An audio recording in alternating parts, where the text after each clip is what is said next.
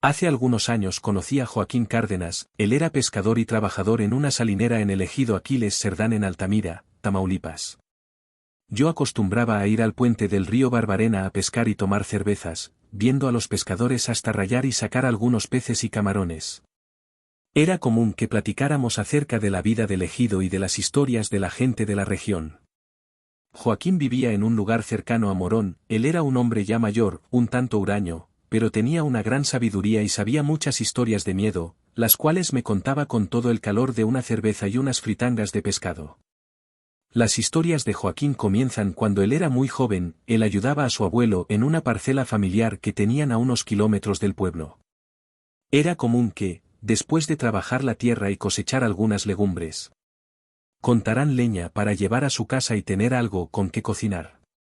En ese tiempo, las casas tenían hornos de barro y parrilladas donde el calor de la línea preparaba sus alimentos. El abuelo de Joaquín tenía una vieja camioneta Chevrolet, ubicada por la sal y la humedad, pero tenía un buen motor. En ella transportaban sus herramientas y la leña. Todos los días recorrían un largo y agreste camino para ir y volver, lleno de polvo y hoyancos que hacían que la camioneta brincara, y esto provocaba que fuera lento. Ya entrada la noche, Joaquín subía el último todo de leña, la picó y comenzaron su camino de vuelta. El cielo estaba estrellado y había una luna llena. Los pares de la camioneta apenas iluminada en el camino, unos metros más allá era total la oscuridad. En cierto punto del camino, el abuelo dejó aquí, pero hoy se dio cuenta de que el camino estaba bloqueado por una empalizada, misma que había dejado un ejidatario para acercar su parcela. Solo había una forma de rodear y era por un camino poco transitado, lleno de maleza y piedras, en donde los caballos batallaban. Para poder continuar el rumbo, muy a su pesar el abuelo dio reversa, y estando en la entrada de aquí del camino, suspiró hondo y se perfiló. Joaquín, extrañado de lo nervioso que estaba su abuelo, pensó que nunca lo había visto así. Ninguna vez trató de no pensar en eso y acomodó su cabeza en el vidrio para tratar de dormitar en lo que llegaban su abuelo y él. Werther, pendiente del camino y manejando un poco rápido, al pasar por una noria, un sobresalto de la camioneta hizo que Joaquín se incorporara. El abuelo iba muy rápido por el camino, haciendo rugir el motor y levantándose del camino por los hoyancos donde pasaban. —¿Qué pasa, abuelo? —preguntó Joaquín con desconcierto. —Nada, mi hijo, agrande en eso, Joaquín. Fin de una pesadez y una sensación de ser observado. Una corriente eléctrica recorrió su cabeza y su espalda, y los cabellos de la nuca se erizaron. Volteó a ver a su abuelo y éste tenía su vista en el camino, con las manos apretando el volante y con su cabeza casi pegada a él. De pronto escuchó como que algo ocurrió, la queja de la camioneta, y se tambaleó. Como si algo hubiera sido rojo con ella. Cuando un piso voltear para ver qué era lo que había golpeado, el abuelo le grita energéticamente y con todas sus fuerzas: «No, no, ustedes, Joaquín Naquinín móvil» y volteó al frente. El grito y la sensación de que traían algo atrás hicieron que le comenzara a latir fuertemente el corazón. El motor de la camioneta rugió al acelerar, venían bastante rápido, y, al observar a su abuelo, notó que tenía el rostro lleno de miedo. Nunca en su vida lo había visto temeroso. De pronto, escucharon unos fuertes tocados en el medallón trasero de la camioneta. Era imposible, nadie venía atrás o al menos eso pensaban. El instinto de querer voltear fue rápidamente disuelto con la mano callosa de su abuelo, que al tomarlo de las mejillas fuertemente y mirándolo fijamente sin soltar el volante le dijo: «Mírame, cabrón, no todo el test, no dejes de verme a mí». La advertencia frenética del abuelo hizo que el ambiente viejo aquí se nucleara y se quedara fijamente mirando al anciano, el cual comenzó a sudar copiosamente y a decir oraciones. Entre dientes: «Ayúdanos, Señor Santo, sea tu nombre. No nos abandones, Dios mío», decía Joaquín.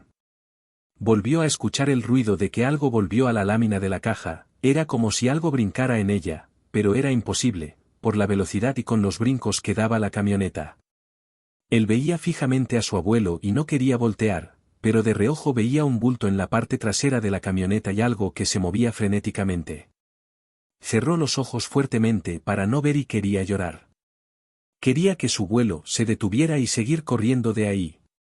De nuevo, Algo cultiva el medallón trasero, algo quería que volviera a ver el abuelo. Que hace el borde de un colapso, miró con determinación a Joaquín, gritándole que no volteara y que solo lo viera él. El rostro del anciano era de terror puro combinado con la desesperación y el punto del llanto. El motor de la camioneta estaba al límite, rugía trabajosamente, y Joaquín pensaba que no iban a lograr salir de aquel sitio. Su corazón late tan rápido que, por un momento, pensó que se le saldría del pecho. Cerró los ojos fuertemente y comenzó a orar y a pedir perdón por todo, y un impulso hizo que se acordara de sus padres. Llegó a pensar que iba a morir, pero en ese momento la velocidad de la camioneta disminuyó. Él abrió los ojos para mirar y ya estaban en el camino principal, el cual era un camino de piedras y tierra compactada. Al mirar, el abuelo estaba con la cabeza recargada en el volante, respirando de alivio y sudando a chorros. Todo estaba en silencio y se escuchaban los grillos y las cigarras en el monte y el zumbido del motor de la camioneta. Medio marcha y las piedras comenzaron a crujir en señal de que el camino principal los llevaría, elegido el cual ya lo veían a lo lejos. Su abuelo le dijo lo siguiente, me dijo de lo que obtuvo y escuchó. No se lo cuenten a su madre y a su abuela o a yo, le dijo el abuelo con una vocería determinada. Sí, sí, abuelo, pero, ¿qué fue todo eso?, preguntó Joaquín. Es un hijo, es sobre él. Si lo hubieras visto, te habría puesto todo blanco y a lo mejor te hubieras muerto de un susto. Joaquín, al escuchar aquella afirmación, nos dio crédito, pero el terror de su abuelo y lo que sintió y escuchó, no lo imaginó. Al llegar a la casa, notó que en la caja de la camioneta no había nada, ni siquiera las herramientas o la leña, con los brincos se habían perdido, y sin embargo, pudo notar algo raro que le produjo un escalofrío. Había unas abolladuras en la caja de la pick-up que le confirmaban que en verdad algo los golpeó, eran varias, como si algo hubiera pisado fuertemente la lámina. Esta noche yo aquí no puedo dormir, su pueblo, que permanecía fuera de su ventana, oraba en silencio y en recuerdo. Entonces, en un salinero que había conocido mucho tiempo atrás, ese hombre se llamaba Felipe.